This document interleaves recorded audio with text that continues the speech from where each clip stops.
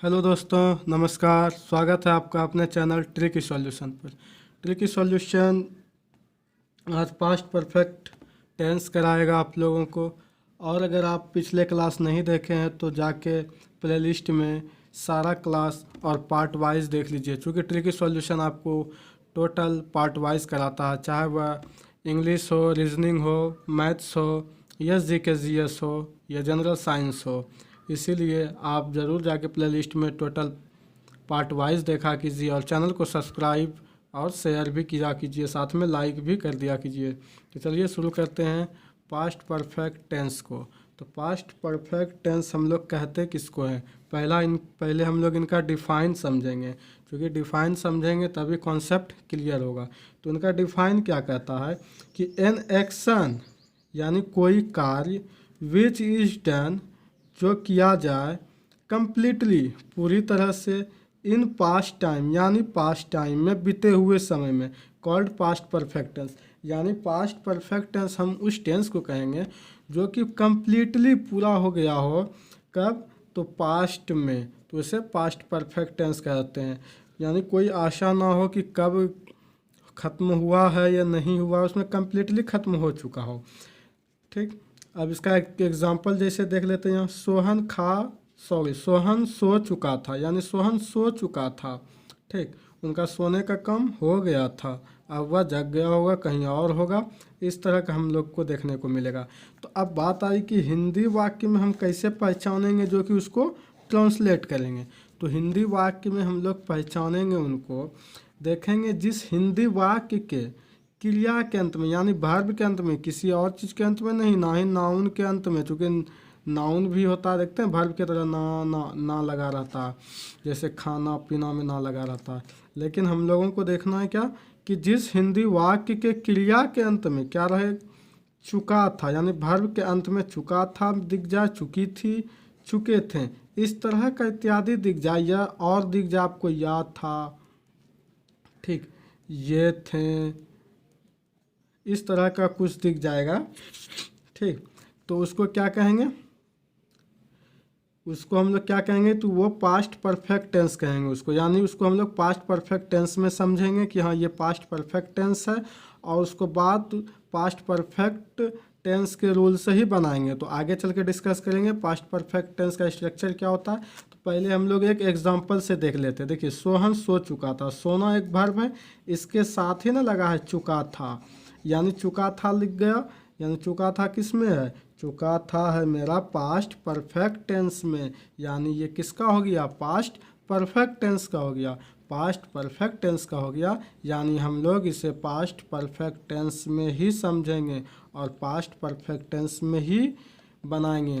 Present imperfect का क्या था, रहा रही थे था, तो यहाँ इज एम आर बिफोर करते थे। प्रेजेंट और पास्ट इंडिफिनिट का रहता था, तो क्या, वर्ब का सेकेंड फॉर्म, यहाँ कुछ नहीं हेल्पिंग वर्ब में, और ऑब्जेक्ट कर देते थे। वही प्रेजेंट इंडिफिनिट का रहता था, तो वर्ब 1 या वर्ब 5 करते थे, ऑब्जेक्ट करते। ये सारे पिछले क्लास में डिस्कस कर चुके हैं, आप प्रैक्टिस उनको जाके कीजिए और पार्ट वाइज कीजिए। ठीक, तो चलिए अब इसका स्ट्रक्चर देख लेते हैं। अगर हिंदी में इस तरह मिल गया देखने को तो कैसे बनाएंगे। तो पहले हम लोग सब्जेक्ट को लिखेंगे, क्योंकि सिंपल सेंटेंस है, सब्जेक्ट से शुरू हुआ, ना ही इंट्रोगेटिव है ना ही निगेटिव है। तो पहले हम लोग सब्जेक्ट से शुरू करेंगे। तो पहले सब्जेक्ट क्या है, सब्जेक्ट है मेरा सोहन, तो सोहन लिखेंगे। चलिए लिख दिए सोहन यहाँ। फिर देखिए क्या है, हेड। अब इनमें कुछ नहीं देखना है कि थर्ड पर्सन है या फर्स्ट पर्सन है, सेकंड पर्सन है, सीधा यहाँ सोहन है तो हेड, इसमें सभी के साथ हेड ही लगाएगा, किसी तरह का भी वर्ब रहेगा तो हेड ही लगना है। ठीक, उसके बाद क्या, वर्ब का तीसरा रूप, तो स्लीप होता है सोना, तो स्लीप का स्लेप्ट। ठीक, फिर ऑब्जेक्ट, ऑब्जेक्ट तो यहाँ कुछ नहीं है, बस यहीं फुल स्टॉप, नहीं ना, अगर रहता बिस्तर पे तो ऑन द बेड हो जाता। चलिए एक और ले लेते हैं, सेकंड एग्जांपल। तो यही हो गया, हेड लगाएंगे, वर्ब का तीसरा रूप, ऑब्जेक्ट लगाएंगे। तो एक ऑब्जेक्ट वाला ले लेते हैं, कोई और नाम ले लेते हैं, लीजिए नाम कोई, रवि सोहन के साथ, रवि सोहन के साथ बाजार जा चुका था। अब देखिए चुका था दिख गया, चुका था दिख गया यानी क्या हो जाएगा, past perfect tense. Past perfect tense हो गया तो पास्ट परफेक्ट टेंस में पहले सब्जेक्ट को लिखेंगे, फिर कैसा भी सब्जेक्ट हो हेड ही लगना है, फिर वर्ब का तीसरा रूप लगना है, फिर ऑब्जेक्ट लगना है। अब देखिए रवि है तो रवि सब्जेक्ट हो गया, लिख दिए रवि। अब फिर क्या है, हेड, हेड भी लगा दिए। अब कह रहा है वर्ब का तीसरा रूप, तो वर्ब यहाँ क्या है, जाना, बाजार जाना, तो क्या दे देंगे, बाजार जाना का क्या हो जाएगा, गो, वेंट, गोन, हो गया गोन। अब देखिए अब इसमें है बाजार भी है, सोहन के साथ भी है। पहले किसको लिखें, देखिए पीछे से, इंग्लिश का रूल है पीछे से लिखते आते हैं। जिस तरह रवि लिखे ना, चुका था का हेड लिखें, फिर गोन लिखें, तो पीछे से आएंगे, सब्जेक्ट चुन के उसके बाद पीछे से आएंगे, गोन लिख दिए। अब पहले क्या है, मार्केट है, ठीक, उसके बाद क्या है, के साथ, तो के साथ का विथ, ठीक, उसके बाद सोहन, ठीक। अगर कहीं डाउट हो तो कमेंट बॉक्स में ज़रूर बताएं। अगर ट्रांसलेट करने में दिक्कत होता है ज़रूर कमेंट बॉक्स में बताएं, ताकि ट्रांसलेट करने सिखाएंगे बड़ा बेसिक से। तो चलिए अब एक निगेटिव के लिए ले लेते हैं, निगेटिव सेंटेंस। निगेटिव सेंटेंस में क्या होगा, नोट लगा रहेगा, तो ले लीजिए राम खाना नहीं खा चुका था, ठीक, चुका था मिल गया, बस हो गया यही। अब इसको क्या करना है, तो इसका स्ट्रक्चर क्या हो जाएगा, इसका स्ट्रक्चर कुछ नहीं, बस सब्जेक्ट, उसके बाद हेड, ठीक, अच्छे डी हेड, फिर उसके बाद सिर्फ नोट लगा देना है और कुछ नहीं करना है, बाकी वही वर्ब का तीसरा रूप, फिर ऑब्जेक्ट लगा देना है। तो बना लेते हैं इसका, देखिए राम हेड नोट, राम तो सब्जेक्ट है ये लिख दिए, फिर हेड नोट जिस तरह सब में लगता है उसी तरह इसमें लग गया। इसमें सिर्फ नोट एक्स्ट्रा लगा, उसमें नोट नहीं था, ये निगेटिव था तो नोट लगा दिए। अब वर्ब का तीसरा, यहाँ भी खाना है तो ईट, खाना का होता है ईट, लेकिन खा चुका था तो वर्ब का तीसरा रूप लगेगा, तो वर्ब का सेकेंड रूप ईट का क्या होता है, एट, और थर्ड फॉर्म होता है ईटन। फिर राम हैड नॉट ईटन क्या, फूड, हो गया। अब फिर इसी का देख लेते हैं इंट्रोगेटिव। इंट्रोगेटिव सेंटेंस अगर इसी का मिल जाएगा। अब आपको हम बताएं इंट्रोगेटिव कितने प्रकार के होते हैं, ज़रूर जाके देख लें प्लेलिस्ट से। अब देखिए इंट्रोगेटिव सेंटेंस हम लोग जानेंगे। तो इंट्रोगेटिव सेंटेंस में एक होता था यस नो क्वेश्चंस वाला, जिसका जवाब हम लोग हाँ या ना में देते थे। दूसरा होता था WH क्वेश्चंस वाला, जिसमें WH वाला वर्ड जैसे क्या क्यों सेंटेंस के बीच में कहीं रहता था, इसमें क्या पहले मिलता था, तो यस नो वाला। तो पहले चलिए यस नो वाला ही देख लेते हैं हम लोग। यस नो क्वेश्चंस के स्ट्रक्चर, ठीक, इसका स्ट्रक्चर देख लेते हैं क्या होता है। तो इसका स्ट्रक्चर क्या होगा, तो इसमें पहले हेल्पिंग वर्ब, तो हेल्पिंग वर्ब क्या है, हैड, हेल्पिंग वर्ब से कौन, जो मैन वर्ब का मदद करता है, हेल्पिंग वर्ब हैड प्लस उसके बाद सब्जेक्ट, अगर निगेटिव रहा तो नोट, उसके बाद प्लस क्या, तो प्लस वर्ब का तीसरा रूप, फिर क्या, तो फिर बस जनरली वही ऑब्जेक्ट। समझ में आ गया, यही करना है। अब देख लेते हैं एक बना के, तो क्या यही है, यस नो क्वेश्चंस में क्या पहले आ जाता है, यानी यस नो में सिर्फ हम आंसर दे सकते हैं। तो क्या सोहन ने खाना खा चुका था।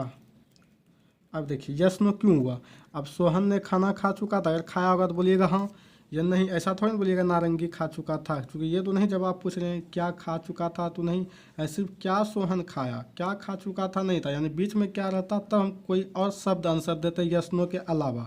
लेकिन पहले सिर्फ हम लोग हाँ या ना में जवाब ही दे सकते, जैसे क्या सोहन ने खाना खा चुका था, हाँ, नहीं तो नहीं। तो चलिए हम लोग तब शुरू करते हैं इसको बनाना। तो हेड पहले देंगे, ठीक, यहाँ तक तो सभी को पता है। अब फिर सब्जेक्ट, सब्जेक्ट भी तो सोहन ही है, नाम का पहला कैपिटल हमेशा और सेंटेंस का भी पहला कैपिटल। अब हेड सोहन, फिर क्या है, खाना खा चुका था, तो खाना का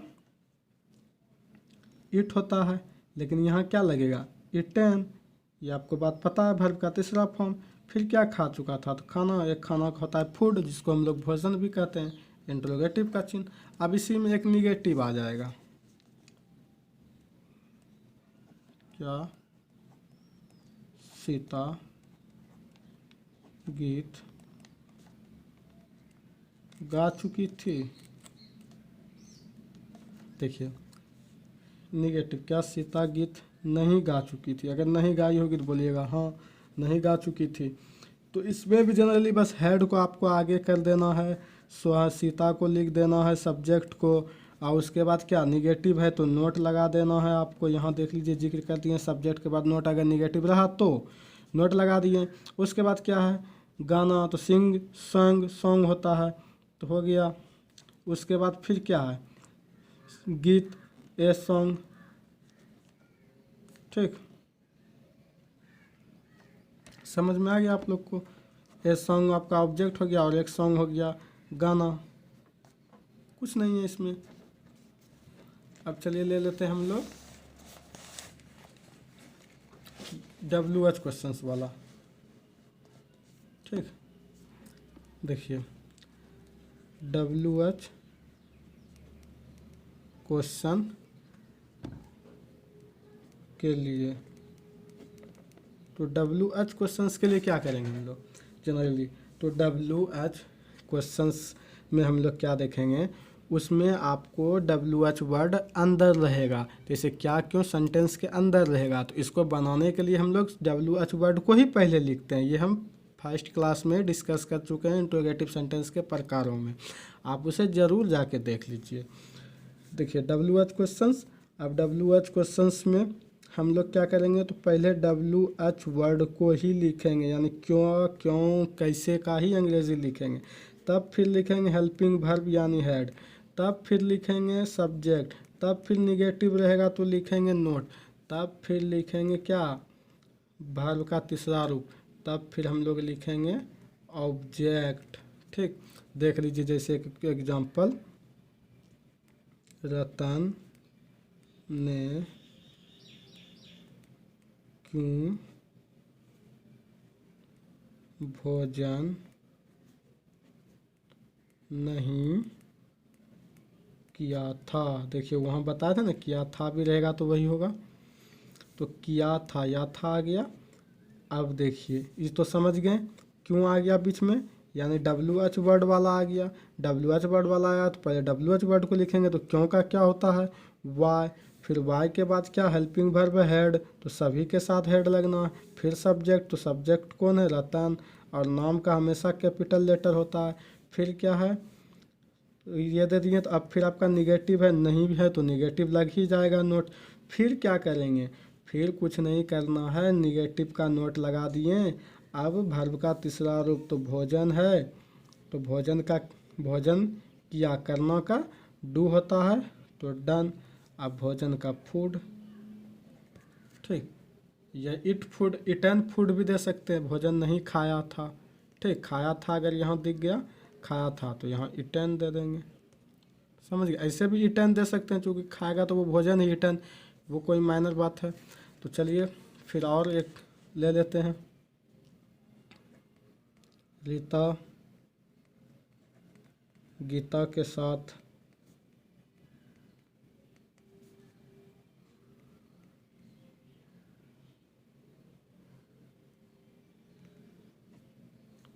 कहाँ गई थी।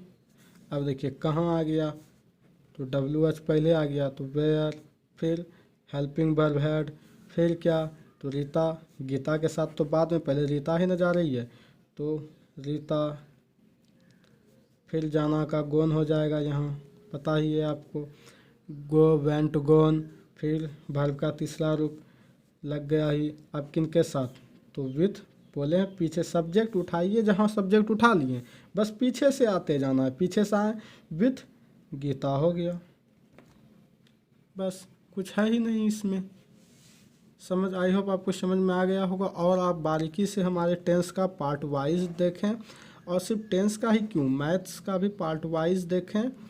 और आप जनरल साइंस और जनरल नॉलेज ये सारे आप जब भी देखें तो पार्ट वाइज देखें। और प्रैक्टिस सेट भी हम कराते हैं, प्रैक्टिस सेट भी आप लगाइए। और करेंट अफेयर भी देखिए, आपको इस चैनल से कहीं आने जाने की ज़रूरत नहीं पड़ेगी। आप इस चैनल को सब्सक्राइब करके रहिए, आप उसके साथ जुड़े रहिए। आपको इंग्लिश हो, आपको मैथ्स हो, जीके जीएस हो, और प्रैक्टिस सेट ही हो या करेंट अफेयर हो, सारे इस पर आपको चैप्टर वाइज और क्या पार्ट वाइज मिलेगा। सबसे खास है कि आपको पार्ट वाइज मिलेगा। क्यों? क्योंकि आपका कोई कॉन्सेप्ट छूटा ना रहे, छूट ना जाए। समझ में आ गया आपको, आई होप। इसीलिए हमारे चैनल पर अगर नए हैं तो चैनल को लाइक कीजिए, सब्सक्राइब कीजिए और शेयर कीजिए।